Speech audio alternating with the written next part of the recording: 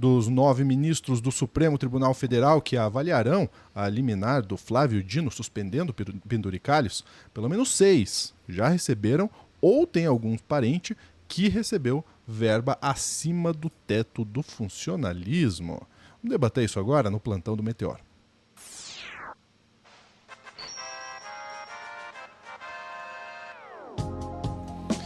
Muito bem, vamos lá falar desses benefícios, né, dessas vantagens do funcionalismo, do judiciário. Dá para comprar um café, não dá, um né? lanche. Paola Costa aqui com a gente, você já pode seguir a Paola no @PaolaDCS, segue lá. Vamos lá, Paola, é vergonhoso, né, quando a gente vê esse tipo de coisa. É uma vergonha, mas assim, primeiro eu queria contextualizar, acho que é bacana contextualizar, começando com um trechinho que a gente tem aí do Flávio Dino, falando sobre penduricalhos no STF, durante o julgamento dos penduricalhos, para eu conseguir fazer o pessoal entender um pouquinho de onde é que saiu o penduricalho dos outros. Boa, vamos lá então.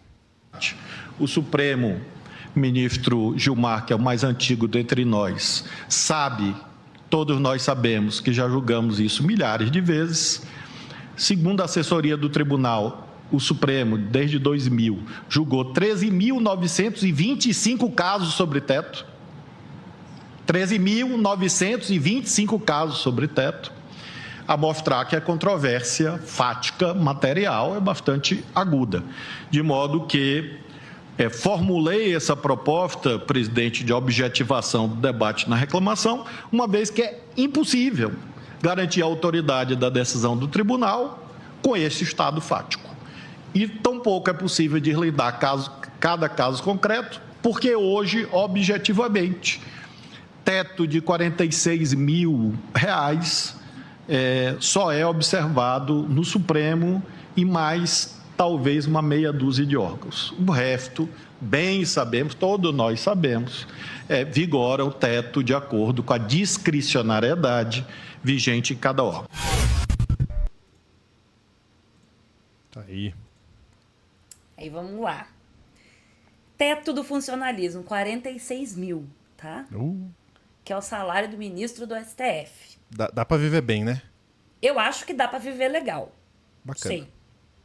Acho que tranquilo, né? Muito bem. O STF mesmo, o Supremo, não paga penduricalho. Eles não têm penduricalho. Mas a gente tem um problema. Nenhum dos nossos ministros começou no Supremo, não é mesmo? Todos eles vieram de algum lugar. Exato. E é aí que entra o nosso impacto financeiro aí com o judiciário, com os nossos queridos ministros. Porque o que acontece? Todos esses ministros que eu vou citar aqui receberam valores por causa de trabalhos que eles tinham antes no judiciário. Dos penduricários que vieram desses outros lugares no judiciário. Então, por exemplo, o Alexandre de Moraes, nosso querido Xandão, Xandes de Moraes. Em 2020, tá, teve a parcela autônoma de equivalência. Sim, vocês vão ver que cada penduricário tem um nome diferente. Eles dão nomes distintos para conseguir enfiar mais penduricalhos, para conseguir botar mais dinheiro, que é um valor acima desses 46 mil do teto. Em 2020, a gente tem os valores desse tal de parcela autônoma, que vem da onde? Do Ministério Público, porque Alexandre de Moraes era antes, da onde ele era antes de ser ministro indicado pelo Temer. O valor total que ele recebeu em 2020, R$970 mil acima do teto. Bacana também, né? Dá pra viver legal. Tá? Esse foi o valor em 2020 que o Alexandre de Moraes recebeu, R$970 mil acima do teto, em função de um penduricalho que veio lá da época em que ele ainda não era ministro do Supremo Tribunal Federal. Tá? Sobre isso, o Alexandre de Moraes ainda não se manifestou. Ô, Xandão. Xandão. Depois temos ele, André Mendonça, o terrivelmente evangélico, que recebeu em dezembro de 2024 R$154 mil em rateios de honorários da AGU. o André Mendonça era concursado da Advocacia Geral da União. Ele veio de lá, né? Concursado da advocacia, penduricalhos da AGU, somando aí em 2024 R$ 154 mil acima do teto de gasto, do teto judiciário, que o bonitinho recebeu. Que bacana. Ele disse que são apenas valores das suas competências anteriores.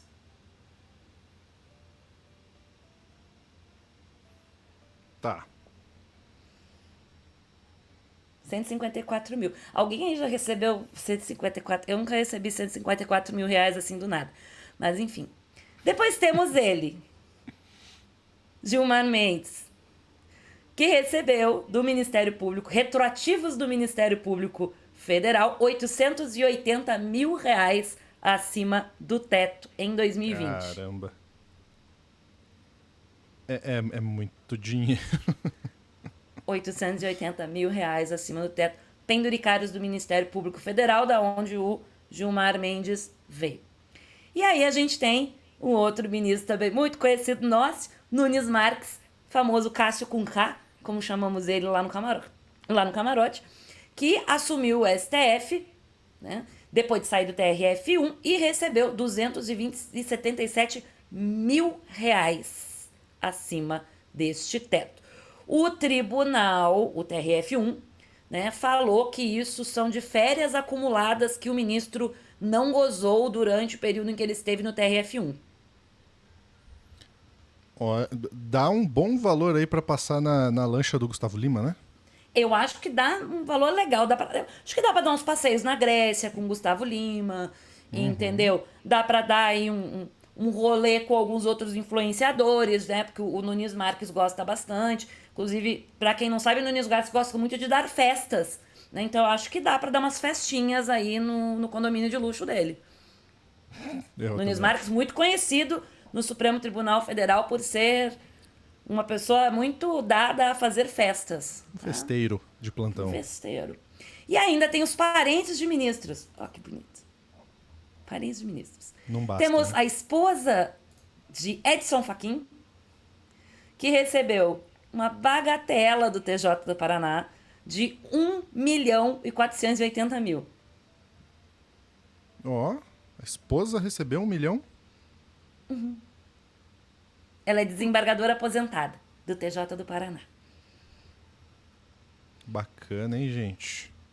Diz o gabinete do Fachin que isso são pagamentos retroativos e que isso seria aí alguns valores de adicional de tempo de serviço dela, da aposentadoria, etc. Essa foi a justificativa do Fachin.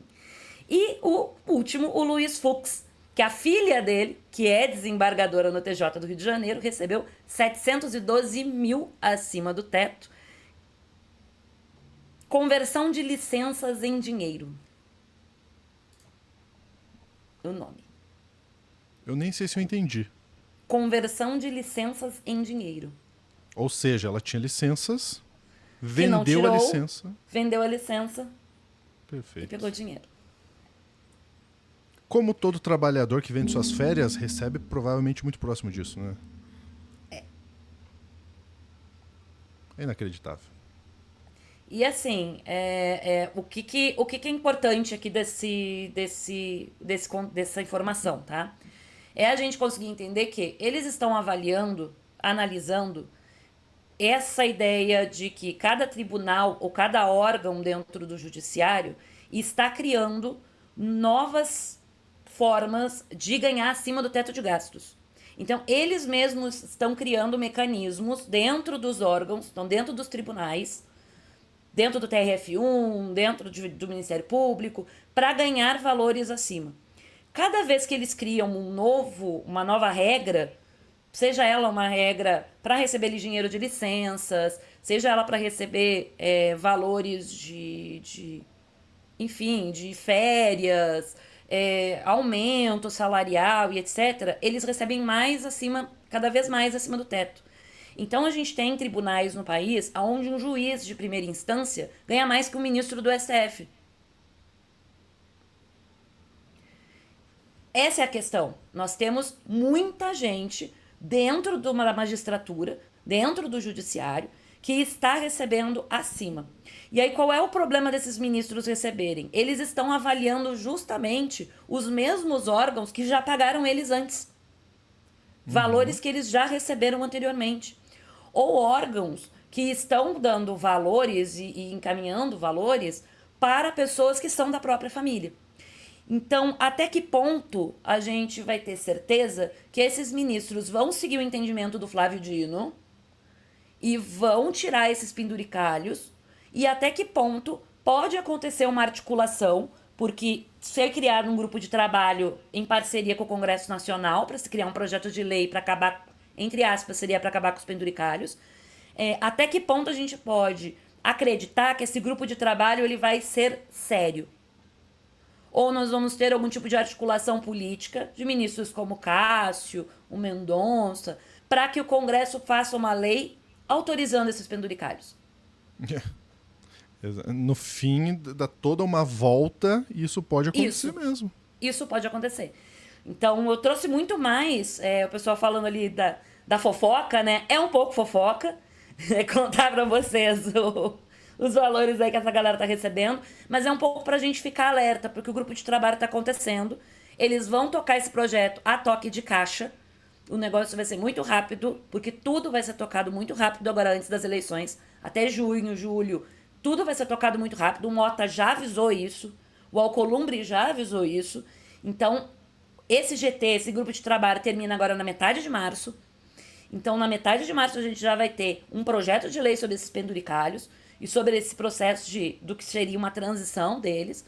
E a gente pode estar de frente aí com mais um benefício para o judiciário brasileiro. Exato. A gente tem que ficar de olho. É dinheiro público. Tudo isso que a Paula falou, tudo isso é dinheiro público que vai pro bolso dessa galera. A gente sabe que o judiciário brasileiro como um todo nunca foi muito simpático ao progressismo, nunca foi muito simpático ao trabalhador como um todo, né? Então a gente precisa ficar de olho sim. Inclusive, Paola, contando rapidamente uma experiência própria, eu trabalhei em tribunal público durante uns anos e existia um discurso interno quando, por exemplo, algum outro setor muito próximo do judiciário recebia algum benefício, algum penduricalho, algum aumento, o discurso interno era: se eles podem, nós também podemos. Os nossos servidores não são piores que o deles. E aí você tem uma cadeia de aumento sempre, porque um quer ganhar mais que o outro também quer, então o outro também quer. E aí, uma das maiores palhaçadas que eu entendo de tudo isso que a Paula trouxe são esses retroativos.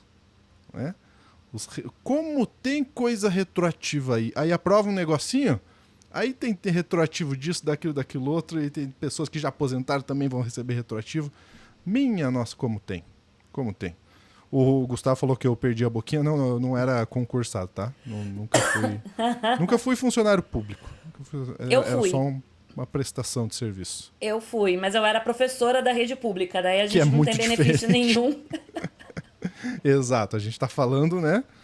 Pra vocês terem ideia, sabe qual foi quanto de retroativo eu ganhei, gente, uma vez? O retroativo do Vale Alimentação. Quando chegou o retroativo do Vale Alimentação, entraram R$80. Ah, tá rica. Fiquei, ó. Inacreditável, né? Inacreditável. E é isso, né? Porque a gente tá falando de... A gente não pode generalizar todo o funcionalismo público, porque é isso, a gente tá falando desde professores, enfermeiros também, mas a gente tá falando desses penduricalhos do judiciário que sempre foram polêmicos, mas sempre aconteceram. Nunca deixaram de acontecer, e é isso que a gente tá alertando. Dificilmente, sem uma indignação real, isso vai deixar de acontecer, porque, né, Paola, no histórico é com o Supremo com tudo, né? Exato. A gente sabe que o histórico é esse. Eu evito bater excessivamente no Supremo, porque a gente, enfim, viu um Supremo agindo muito e atuando muito, né, para defender o Estado Democrático de Direito nesses últimos anos. Mas, assim, a gente precisa observar que o judiciário, assim como os militares que a gente fala tanto, o judiciário também tem grandes benefícios. E o Supremo Tribunal Federal, em linhas gerais, está atuando em benefício próprio, né?